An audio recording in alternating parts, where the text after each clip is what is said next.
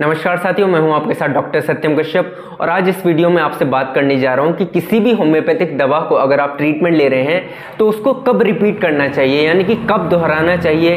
क्या एक दिन पर, एक घंटे पर, एक हफ्ते पर या 10 दिन पर, कब उस दवाई को आपको रिपीट करना है, इसका आपको पता होना चाहिए। तभी जो है उस मेडिसिन के सही इफेक्ट्स, पूरी तरीके से असर वो तभी मेडिसिन कर पाती है और आपकी जो बीमारी है वो तभी ठीक हो पाती है।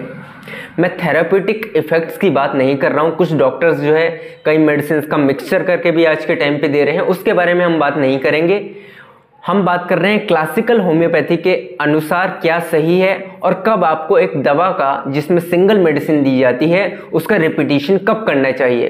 तो इस वीडियो में 3 कंडीशन आपको बताने जा रहा हूँ। हर कंडीशन में डिटेल में जानने की कोशिश करेंगे। तो सबसे पहले कंडीशन जो आपको ध्यान में रखनी है वो है condition and progress of the patient.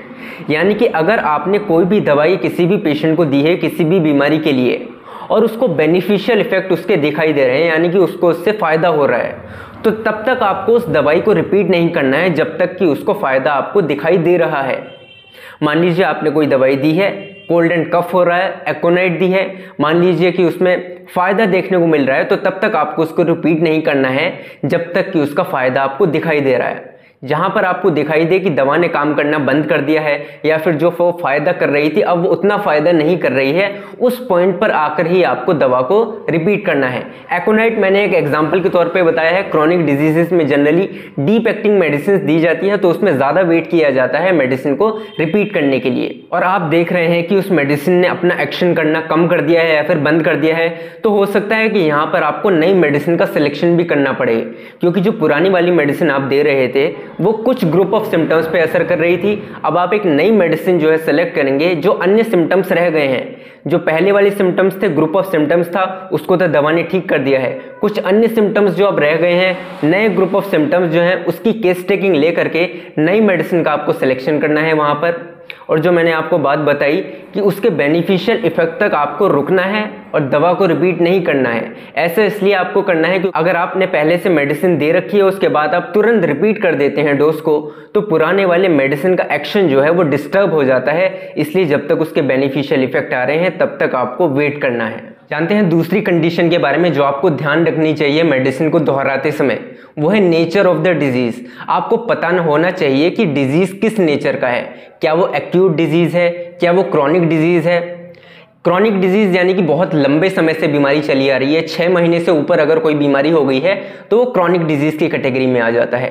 Acute disease के बारे में जाने तो यानी कि जो 24 घंटे से ज़्यादा हो गए हैं, 1 हफ्ता हो गया है, 2 हफ्ता हो गया है, वो होती है एक्यूट कंडीशन, या फिर 1 महीना हो गया है, वो भी एक्यूट बीमारी में आती है।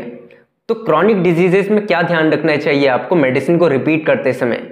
क्रॉनिक डिजीज अगर हो रही है तो उसमें 12 दिन, 14 दिन या फिर 1 हफ्ते में आपको मेडिसिन को रिपीट करना है।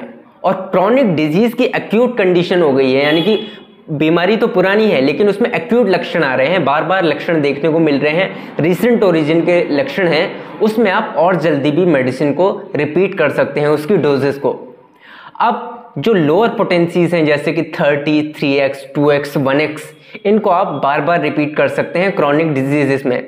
लेकिन जो हायर पोटेंसीज हैं जैसे कि 1m हो गया या उससे भी हायर पोटेंसीज जो होती हैं, उनको आपको बार बार रिपीट नहीं करना है, या फिर जो डीप एक्टिंग मेडिसिन हैं उनको बार बार आपको रिपीट नहीं करना है। जो हायर पोटेंसीज हैं जैसे 1m है या फिर इससे ऊपर है, इसको आप 1 हफ्ते, 2 हफ्ते या फिर 15 दिन में, जब तक उसका असर खत्म नहीं हो जाता है तब तक आपको रिपीट नहीं करना है। फिर जानते हैं एक्यूट केस में। एक्यूट केस में बहुत जल्दी लोअर पोटेंसीज को रिपीट किया जा सकता है, जैसे कि 24 घंटे में एक बार, 12 घंटे में, 4 घंटे में बार बार, 15-15 मिनट के गैप से या फिर 5-5 मिनट के गैप से भी बहुत सी बीमारियों में दिया जाता है। तीसरी कंडीशन जो आपको ध्यान रखनी है रिपीटिशन ऑफ डोजेस में, वो है नेचर ऑफ मेडिसिन। यानी कि मेडिसिन किस नेचर की आप दे रहे हैं उसका भी आपको पता होना चाहिए। इस पर भी निर्भर करता है कि मेडिसिन को आपको कब रिपीट करना है।